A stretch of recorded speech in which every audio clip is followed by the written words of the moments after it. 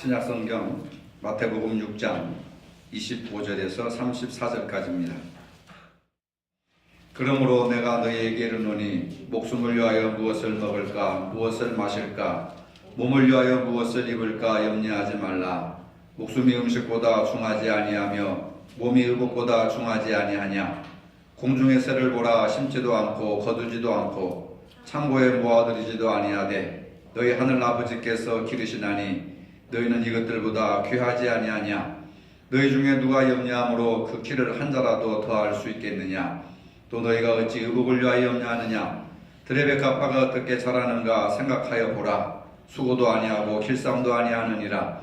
그러나 내가 너희에게 말하노니 솔로몬의 모든 영광으로도 입은 것이 이 꽃 하나만 갖지 못하였느니라. 오늘 있다가 내일 아궁에 던져지는 들풀도 하나님이 이렇게 입히시거든 하물며 너희일까 보냐. 믿음이 작은 자들아. 그러므로 염려하여 이르기를 무엇을 먹을까 무엇을 마실까 무엇을 입을까 하지 말라. 이는 다 이방인들이 구하는 것이라. 너희 하늘 아버지께서 이 모든 것이 너희에게 있어야 할 줄을 아시느니라. 그런즉 너희는 먼저 그의 나라와 그의 의를 구하라. 그리하면 이 모든 것을 너희에게 더하시리라. 그러므로 내일 일을 위하여 염려하지 말라. 내일 일은 내일이 염려할 것이요 한날의 괴로움은 그날로 족하니라. 아멘. 많은 사람들이 염려 가운데 살아가고 있습니다. 어떤 조사에 의하면 우리나라 사람들 가운데 약 절반은 내일에 대한 염려 속에 사로잡혀 있다고 합니다. 노후에 대한 불안, 또 내일 어떻게 될지 알지 못하는 그런 것에 대해서 상당히 많은 불안과 염려를 가지고 있다는 겁니다. 사람마다 염려의 차이가 있습니다. 어떤 사람은 염려의 강도가 좀 깊고 어떤 사람은 약할 뿐이지 크고 작은 여러 가지 문제 속에서 염려와 걱정이 없는 사람은 단 한 사람도 없다는 것입니다. 우리가 살고 있는 현실을 보면 염려하지 않을 수가 없습니다. 현대 60% 이상 되던 중산층이 지난 10년 동안 다 무너져 버렸습니다. 한 달 수입으로 살아야 되는 저소득층이 날마다 늘어나고 있습니다. 재가 물가는 한 해 두 해 사이에 두 자리 숫자로 뛰어오르고 사교육비는 점점 늘어나서 하늘이 높은 줄 모르고 치솟고 있습니다. 가난한 사람들은 이리 쫓기고 저리 쫓기면서 편두리로 지하 단칸방으로 이렇게 추락하는 인생을 살아가고 있는 것을 많이 보게 됩니다. 날마다 신용불량자가 늘어만 가고 있습니다. 젊은 청소년들은 꿈을 잃어가고 있습니다. 작년 기준으로 청년 실업률이 두 자리 숫자로 다시 진입했다고 하는 통계가 있습니다. 99년 외환위기 이후 가장 높은 수치입니다. 실제로 느끼는 체감 실업률은 23%라는 통계가 있습니다. 취업준비생까지 포함한 청년 실업률은 현재 23%입니다. 청년 5명 중 1명이 사실상 실업상태라고 하는 것입니다. 희망을 포기하고 살아가는 젊은이들이 얼마나 많은지 모릅니다. 그뿐만 아닙니다. 교통사고 세계 제1위, 교통사망자 세계 1위, 이혼율 세계 1위, 자살률 세계 1위, 이런 좋지 못한 환경 속에서 오늘 우리가 살아가고 있습니다.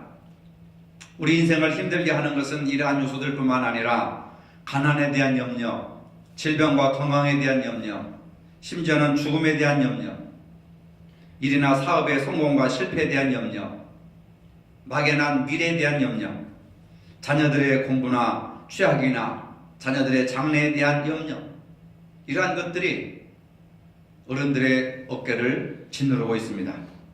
예배를 드리는 바로 지금 이 순간에도 여러분 어깨에 마음속에 염려나 걱정거리가 하나씩은 우리 마음속에 사로잡고 있어서 그것이 우리의 마음을 무겁게 하는 겁니다. 사실 우리가 염려하는 것 중에서 결코 일어나지 않는 일들이 많이 있습니다. 느리게 사는 즐거움이란 책에서 어니 젤린스키라고 하는 사람은 우리가 매일 하는 염려 속에서 어떤 것들이 중요한 요소를 차지하고 있느냐라고 하는 것을 분석한 적이 있습니다. 우리가 하는 걱정거리의 40%는 절대로 일어나지 않는 사건들에 대한 염려라고 하는 겁니다. 저도 가끔 운전하다가 보면은 터널을 지나갈 때가 있잖아요. 터널에 이렇게 환풍기가 있습니다. 큰 환풍기인데 내가 지나갈 때 그것이 떨어지면 나는 어떻게 될 건가? 방정맞은 생각이 늘 터널을 지나갈 때마다 그게 생각이 나요. 또 터널이 무너지면 어떻게 할까? 영화 있었죠, 터널? 무너지면 어떻게 될까? 또 자동차가 막 가는데 바퀴가 빠져가면 어떻게 할까? 이런 아주 쓸데없는 운전을 하면서 염려와 걱정을 하게 됩니다. 이게 뭐냐면 하루 종일 우리가 생각하면서 40% 이상은 절대로 일어나지 않는 염려를 우리가 한다는 거예요. 저와 같이 여러분들은 믿음이 좋아가지고 죽으면 천국이겠지 하고 염려를 안 하시는지 모르는데 운전대를 잡다 보면 남들이 와서 나를 치지 않을까, 뒷차가 와서 받지는 않을까, 앞차가 멈춰가지고 부딪히진 않을까. 항상 이 염려와 걱정이 운전자의 마음을 이렇게 조급하게 만드는 것을 볼 수가 있습니다. 그래서 우리가 하는 걱정거리의 40%는 절대로 일어나지 않는 것을 가지고 우리가 염려를 한다는 거예요. 또 30%는 이미 일어난 사건들에 대한 염려입니다. 염려해도 돌이킬 수가 없죠. 이미 지나간 것, 돌이킬 수 없이 지나간 일들에 대해서 30%의 사람들이 염려를 한다는 겁니다. 그리고 22%는 사소한 사건들에 대해서 염려한다는 겁니다. 염려할 가치가 없는 것을 가지고 염려를 하는 것이죠. 다만 사람들이 100% 중에서 4%만이 우리가 바꿀 수 없는 사건들에 대해서 염려를 한다고 하는 겁니다. 그런데 염려한다고 해서 내가 어떻게 할 수 없는 것들입니다. 그러니까 96%는 아주 쓸데없는 것을 가지고 우리가 걱정을 한다는 거예요. 그러니까 우리가 염려하고 걱정하는 것의 대부분은 아무 쓸모가 없는 것을 가지고 염려하고 걱정을 한다는 겁니다. 그래서 나머지 4%만이 염려해도 되는 진짜 염려거리이고 96%의 염려는 쓸데없는 것이다. 근데 우리는 그 96% 쓸데없는 염려를 아주 중요한 문제인 것처럼 가슴에 담고 살아가면서 하루 종일 염려와 걱정에 짓눌려 있는 것을 보게 됩니다. 우리는 매일 염려 속에 살 수는 없습니다. 염려를 처리하는 방법을 배워야 합니다. 아마 전쟁터에서 죽는 숫자보다도 염려와 근심과 걱정으로 죽는 사람들이 더 많다고 하는 사실입니다. 그러면 성경은 염려에 대해서 뭐라고 하느냐? 염려하지 말라, 그런 말씀을 하십니다. 아니, 속도 편하죠, 태평하죠, 우리의 형편과 처지를 모르고 무슨 염려하지 말라고 하느냐, 이렇게 우리가 성경을 생각할 수가 있습니다. 오늘 보면 34절에서도 주님은 염려하지 말 것을 명령하셨습니다. 그러므로 내가 너희에게 이르노니 목숨을 위하여 무엇을 먹을까, 무엇을 마실까, 몸을 위하여 무엇을 입을까 염려하지 말라. 그러므로 내일 일을 위하여 염려하지 말라. 내일 일은 내일이 염려할 것이요 한날의 괴로움은 그날로 족하니라. 이렇게 말씀하십니다. 하지만 이런 성경을 읽어도 현실을 보면은 마음속에 자꾸 생겨나는 염려를 누르기는 쉽지 않습니다.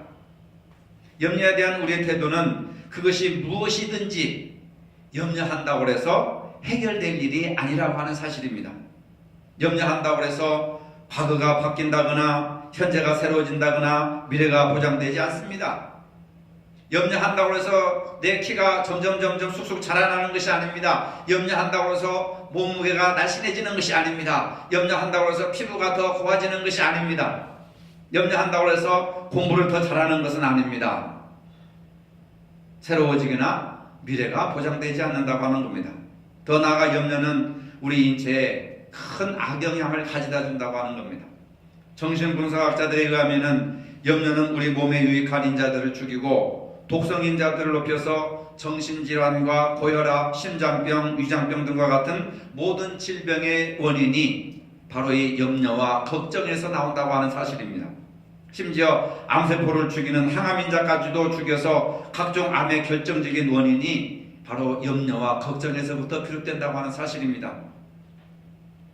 하나님은 이 모든 것을 아셨는지 성경 전체를 통해서 염려하지 말라고 하는 말을 무려 550번이나 하고 있습니다. 왜 이렇게 550번이나 염려하지 말라고 강조하겠습니까? 강조하고 강조해도 계속해서 염려와 걱정을 하니까 하지 말라고 이렇게 강조하는 겁니다. 염려를 하지 않는다면 이런 말을 할 필요가 뭐가 있겠습니까?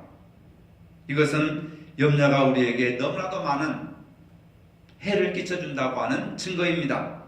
염려하다라고 하는 말은 성경 원어에서 보면은 쪼갠다, 갈라낸다 라고 하는 말과 마음이라고 하는 말이 합쳐져서 된 말입니다.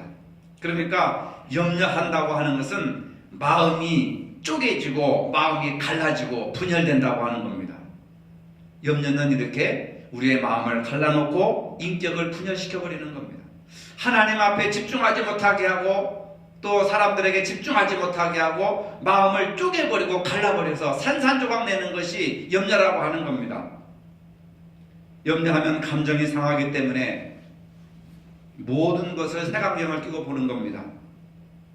그런 사람은 어떤 일이든지 바르게 진실을 볼 수가 없습니다. 색안경을 끼고 보기 때문에 분열된 자아상을 가지고 상처받은 자아상을 가지고 만물을 보고 세상을 보고 사람을 보기 때문에 모든 사람들이 다 적으로 보이는 겁니다. 모든 사람들이 자신을 공격하는 적으로 보이고 원수로 보이는 겁니다. 그리고 상대방을 이기고 무너뜨려야 자기가 성공하고 승리할 수 있다고 생각을 하는 겁니다. 마음을 분열시키기 때문에 올바르게 판단할 수가 없습니다. 오해를 잘합니다. 왜곡을 잘합니다. 해야 할 일을 또는 해야 돼서는 안 될 일들을 구분을 하지 못한다는 겁니다. 해야 할 말과 해서는 안 될 말을 구별하지 못하고 자기가 하고 싶은 대로 해버리는 것이 바로 염려를 가득 쌓고 사는 사람, 지금까지 염려 속에 살아가던 사람들이 지금 그런 형태로 나타난다고 하는 겁니다. 영어를 염료로 월이라고 하는 말을 쓰는데 옛날 어렸을 때 강아지 이름이 월이 그 월이가 뭔가 했더니 이 염려하지 말라 월이라고 하는 말인데 이 뜻을 보면은 어원을 보면은 물어뜯다 이빨로 목을 물어뜯어 질식시키다 라고 하는 그런 뜻을 가지고 있다는 겁니다. 그래서 강아지 이름을 어렸을 때 월이 했구나. 물어뜯어라. 상대방의 목을 물어뜯어서 질식시켜라. 아주 무서운 뜻이 있습니다. 염려라고 하는 어원의 뜻은 물어뜯어라. 이빨로 목을 물어뜯어서 상대방을 질식시켜라. 아주 무서운 뜻이 있다고 하는 겁니다. 염려에 물린 사람은 정상적이 아닙니다. 광견병에 걸린 개한테 물리면 죽지 않습니까? 물어뜯는다. 이빨로 목을 물어뜯어 질식시킨다. 염려에 우리가 물린 사람들은 무기력한 거예요. 아무것도 할 수가 없습니다. 올바르게 살아갈 수 없고 올바르게 판단할 수 없고 올바르게 인생을 살아갈 수가 없습니다. 심리학에서는 사람은 염려로 인해서 서서히 죽음의 상태에 이르게 된다고 말하고 있습니다.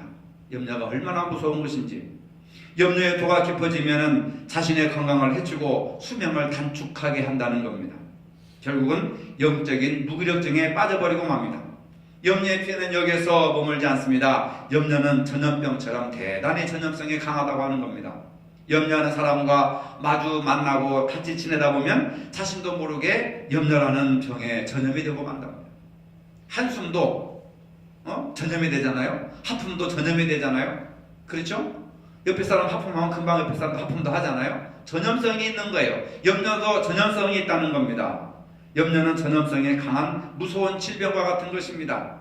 문제는 이 험악한 세상을 살면서 우리가 어떻게 염려하지 않고 살아갈 수 있는가 하는 점입니다. 남편을 봐도 염려 걱정 덩어리, 자식을 봐도 염려 걱정거리, 마누라를 봐도 염려 걱정거리, 현실을 봐도 미래를 봐도 희망도 없고 소망이 없으니까 전부 그냥 커지는 것은 한숨과 걱정과 염려가 납덩이처럼 무겁게 우리 어깨를 짓누르고 그냥 모든 사람들이 패배자처럼 우울한 상태 속에서 살아가고 있는 겁니다.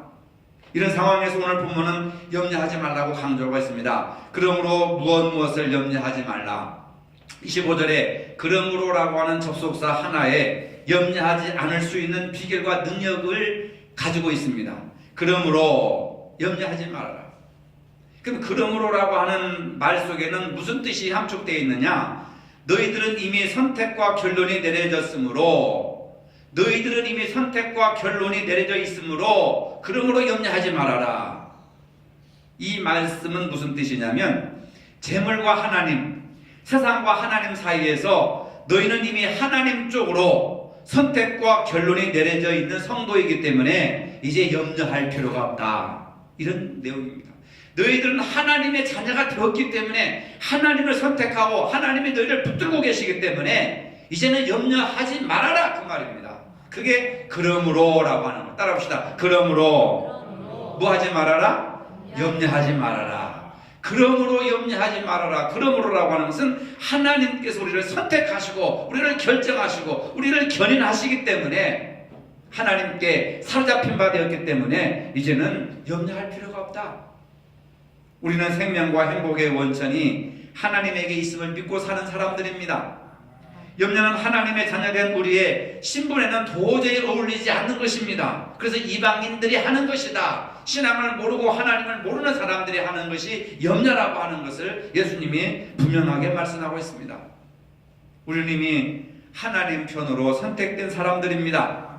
하나님을 선택한 사람은 걱정거리를 만나도 좌절하지 않고 위기를 당해도 동요하지 않습니다. 이런 확실한 믿음을 가지고 사는 사람들은 하나님이 책임져 주신다는 것을 믿으시길 바랍니다.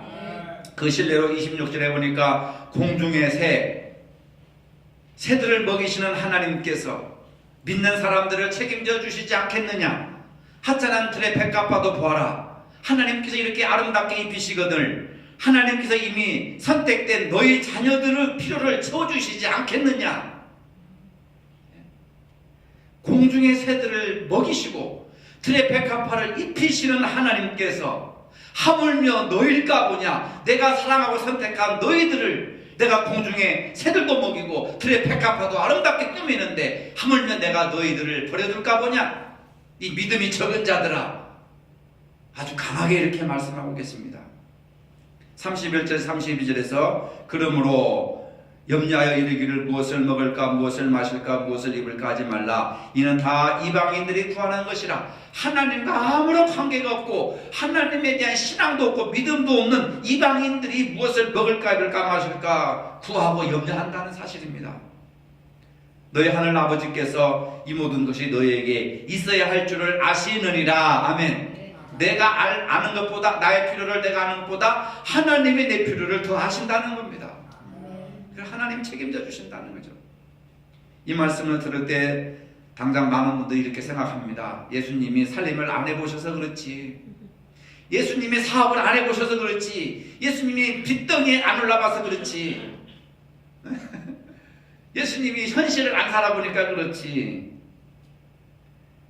하루를 지내면서 뭘 먹을까 뭘 입을까 하는 것이 얼마나 큰 걱정거리인데 예수님은 우리의 현실을 모르고 태평스럽게 그런 말씀을 하십니까? 예수님이니까 그렇지.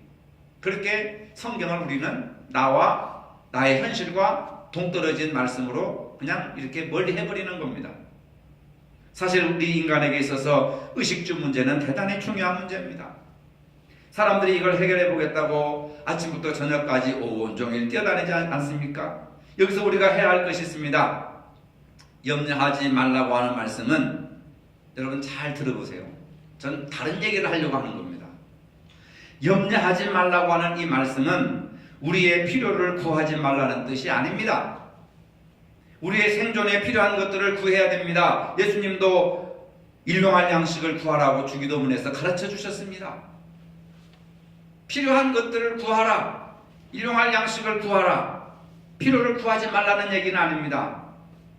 염려하지 말라는 이 말씀의 중점적인 내용은 뭐냐? 우리가 구하는 것을 단지 육신의 필요를 구하는 것만으로 끝내지 말아라. 육신의 필요를 구하는 것을 육신의 필요를 구하지 말아라 이 얘기가 아닙니다. 그럼 뭘 먹고 살게요? 뭘 입고 살게요? 하늘에서 만나 메추라기가 떨어집니까? 이 시대는 안 떨어집니다. 예수님도 일용할 양식을 구하라고 했죠. 이 얘기는 뭐냐? 우리가 구하는 것, 여러분들이 기도하고 구하는 것을 단지 육신의 필요를 구하는 것으로만 끝내지 말고 그것도 구할 뿐만 아니라 그 이상의 것을 구하라. 무슨 얘기인지 아시겠습니까? 예수님은 육신의 필요만을 구하는 것은 믿지 않는 자들이 구하는 행동이라고 하는 겁니다.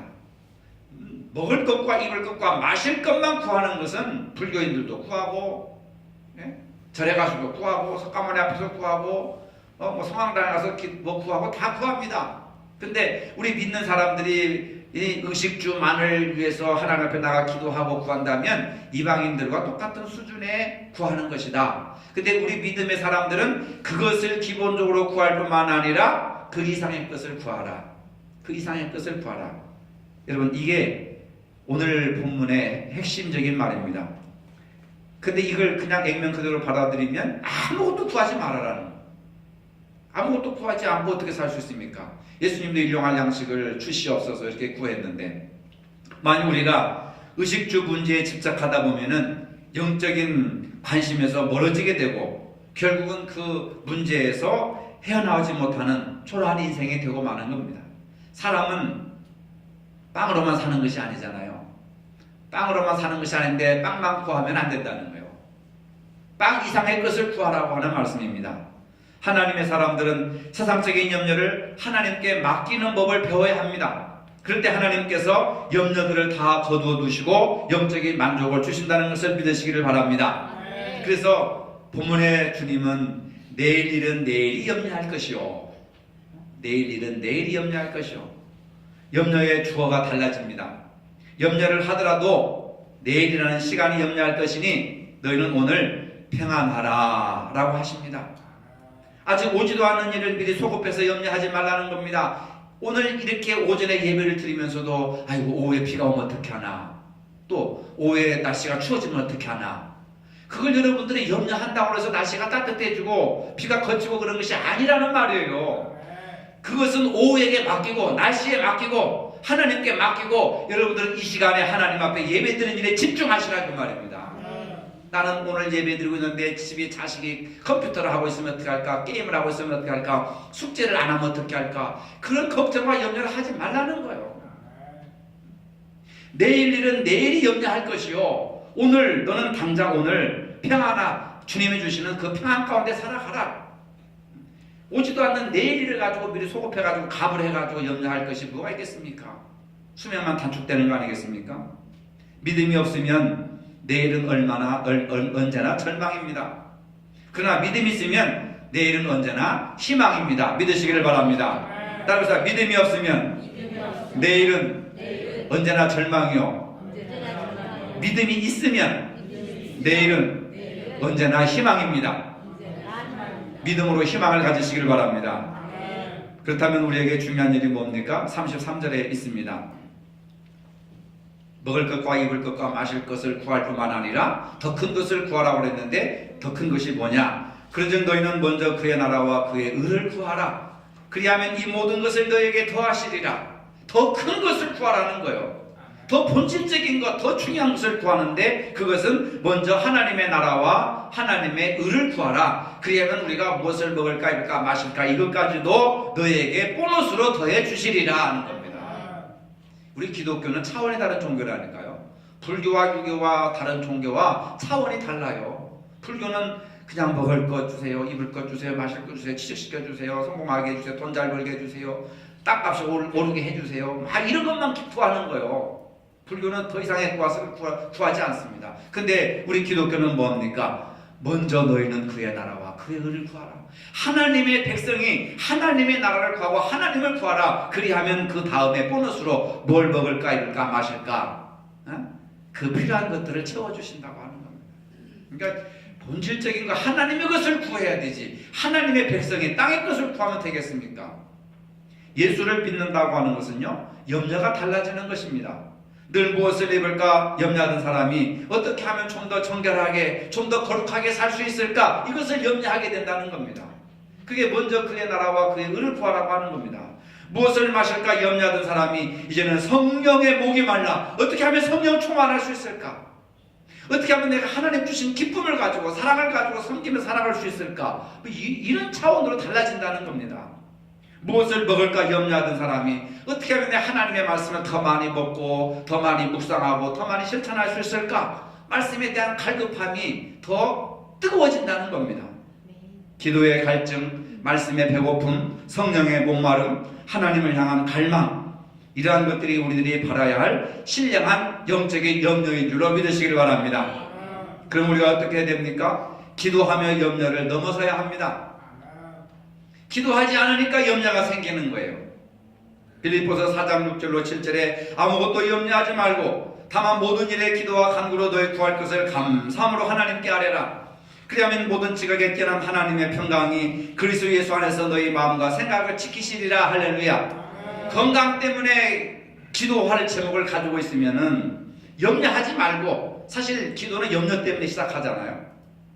염려 때문에 시작을 했다 할지라도 경제적인 문제, 사업의 문제, 뭐 자녀들의 뭐 취업 문제, 합격 문제, 이런 것들이 다 염려 때문에 시작되었지만은, 그러나 기도하는 순간에는, 기도하는 그 시간에는 염려를 다 버리고 어떻게 기도해야 돼요? 감사함으로 기도하라. 따라합시다. 감사함으로 기도해라.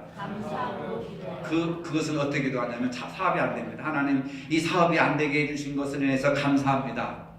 이런 기도를 해야 돼요. 우리는 그냥 아버지 죽었습니다, 사업 잘 되게 해주세요, 이거 기도가 아니에요. 보세요 여러분, 이 말씀에 보면 모든 일에 기도와 간구로 너희 구할 것을 감사함으로.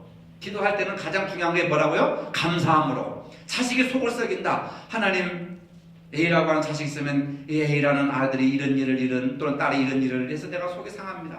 그럼에도 불구하고 하나님, 그 아들을 인해서 또는 그 딸로 인해서 내가 감사합니다. 예? 이게 성경적인 기도예요. 그렇게 하라고 했습니다. 그 일로 인해서 감사합니다. 남편이 속을 썩인다. 이런 일들을 해서 내가 속이 너무 상합니다, 주님. 그러나 그 남편으로 인해서 내가 감사합니다. 오히려 하나님께 찬양합니다. 그런 기도를 하면 하나님께서 놀랍도록 역사하신다는 것을 믿으시기를 바랍니다. 이런 간증들이 수없이 많이 있습니다. 우리의 기도의 수준과 좀 다르죠. 저놈 자식 그냥 좀 사고가 나가지고 깨닫게 해주시옵소서. 자동차를 타고 가다가 죽지는 말게 해주시고 접촉사고 해가지고 3주 진단 나오게 해서 깨닫게 해주옵소서. 이건 저주지요. 그런 기도가 아니라 감사함으로. 어떠한 환경에 있든 어떠한 상황에 처해 있든 우리가 좋은 문제를 가지고 기도하는 게 아니잖아요. 대개 보면은 문제에 있어가지고 기도하지 않습니까? 그런 문제를 가지고 기도해도 경제적인 문제나 건강의 문제나 자녀의 문제나 남편의 문제나 가족의 문제나 그런 모든 복합적인 문제, 기도하고 간구할 것이 있으면은 감사함으로 하나님께 기도하라는 거예요. 감사함으로. 그 문제를 인해서 감사하고, 그 사람을 인해서 감사하고, 그 아들로 인해서 내가 비록 속을 썩고 속이 상하고 밥맛도 없고 잠도 못 자지만 아버지 하나님, 이 일로 인하여 이 자녀로 하여금 내가 감사합니다. 여러분, 감사할 때 감사할 수 있는 결과가 나타난다는 것을 믿으시길 바랍니다.